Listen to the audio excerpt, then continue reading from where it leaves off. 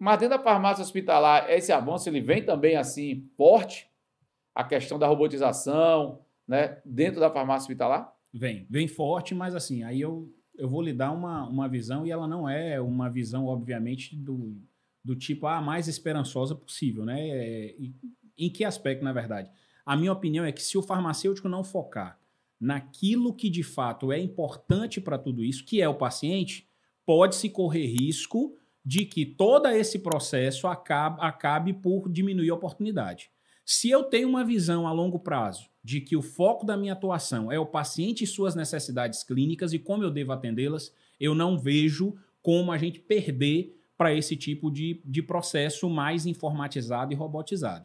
O que eu tenho que entender é que todo esse processo, essa automação na farmácia hospitalar, que é uma realidade que já tem no Brasil em E alguns na Bahia? hospitais, né? Na Bahia ainda pouco, né? Mas principalmente em instituições privadas, onde eu tenho, por exemplo, dispensários eletrônicos, onde ficam como se fossem estantes que ficam nas unidades e tem todo um processo, né, para, por exemplo, eu conseguir ter acesso. O médico prescreve num sistema informatizado, o farmacêutico valida aquela prescrição médica e a enfermagem, por exemplo, para ter acesso à gavetinha lá, ela vai ter que ler, né, o seu crachá, vai ter que ler a pulseira do paciente, a gavetinha abre só para ela tirar aquele comprimido naquele horário. Então, todos esses processos, na verdade, eles vêm no sentido de trazer segurança, né? Porque já se entendeu que todo esse processo, estar, por exemplo, Mário, como paciente de um hospital é mais perigoso do que pular de bug jump. As oportunidades de acidentes gerados em hospitais são muito maiores do que quando eu estou em atividades, por exemplo, talvez consideradas de maior risco. Estar numa usina nuclear é mais seguro do que estar dentro de um hospital como paciente, né? Muito do que se tem hoje, muito do que a gente aprendeu sobre segurança, a gente trouxe muitas lições da aviação, né? Por mais que, infelizmente, a gente tenha visto aí alguns acidentes acontecendo, mas a aviação é muito segura, né? A gente até fecha os olhos aqui, mesmo não sendo um passageiro frequente, e já sabe, né? Máscaras de oxigênio cairão automaticamente, afivele seus cintos, então a gente já acaba decorando. Se você pegar 1000 vezes o voo, 1000 vezes vão ser repetidas aquelas frases. E é isso que a gente trouxe, né, da área da aviação, esses controles que a gente precisa ter. Então, toda essa informatização, robotização, ela vem no sentido de trazer autonomia, né, de fazer com que o farmacêutico fique menos preso a esse processo que às vezes era muito demorado e vá para onde ele tem que atuar, que é próximo ao paciente. E também garante, né, atrelado a isso, todo um processo de segurança.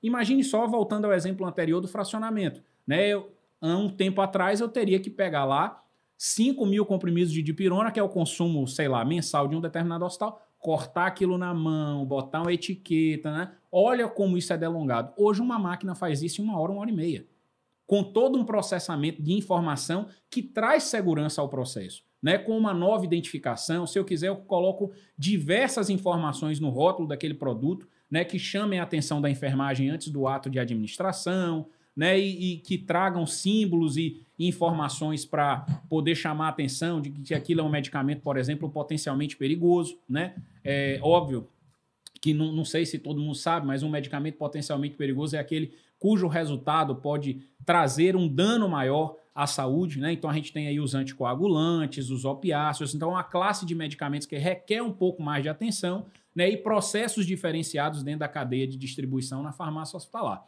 Então, assim, em resumo dessa sua pergunta, eu, particularmente, minha opinião, eu não vejo que a gente perca espaço. Eu tenho que aprender a conviver com essas novas tecnologias e tirar daí qual é o meu avanço. Para a gente não retomar aquela discussão do boticário, que na época da industrialização, a farmácia, meu Deus, e agora o que eu faço? Já que antes eu tinha que produzir algo personificado e personalizado para aquele paciente e eu entendia o meu papel no processo. Né? Com a industrialização, o farmacêutico ficou perdido nesse processo histórico do que fazer e óbvio que agora talvez eu esteja sofrendo aí essa ruptura, né, do 4.0, né, o que está acontecendo agora nesse momento, e eu preciso também me adaptar em termos de conhecimento, do que eu vou fazer, o que eu preciso aprender, como conviver com essas novas tecnologias, porque isso para mim é um caminho sem volta.